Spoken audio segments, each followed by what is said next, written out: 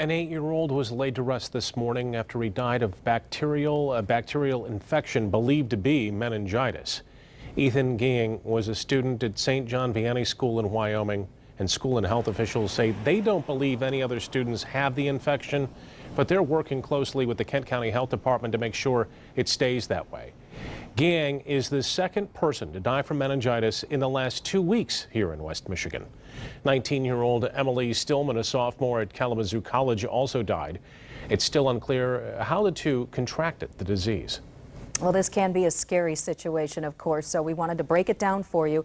And joining me live right now, Kim Greenwald, an infection control coordinator at St. Mary's Healthcare. Thanks for joining us once again. Happy to do so. Boy, it's just so disturbing when you hear about cases like this because they do go to seek medical attention, and oftentimes it's too late to do anything about it.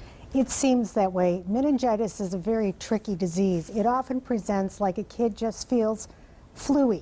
I feel bad, I got a headache, I'm not feeling well, I feel crummy.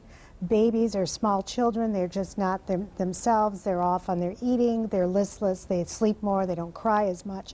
Children are much similar in that they're just not eating, they're not feeling well, and you think, oh, well, you know what, my kid just has kind of a flu-y thing, it's flu-y type season, and so we're just gonna do the sofa thing and give the kid fluids.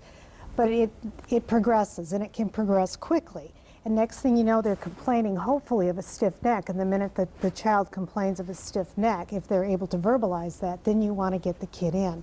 But again, some children just simply, they don't recognize that their neck is stiff. Or if they're pre-verbal, they can't tell you that. Right. Is there a certain age group?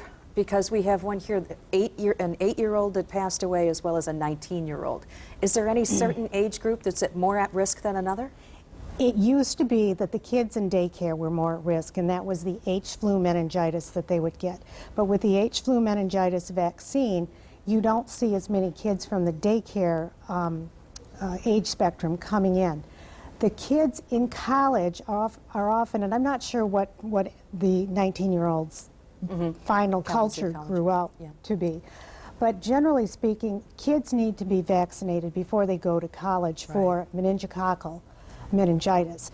And it's something that's easily gotten in a congregate setting. Everybody's living sort of close together, you're hanging out in everybody's room, the weather's been cold, you're not outside so much.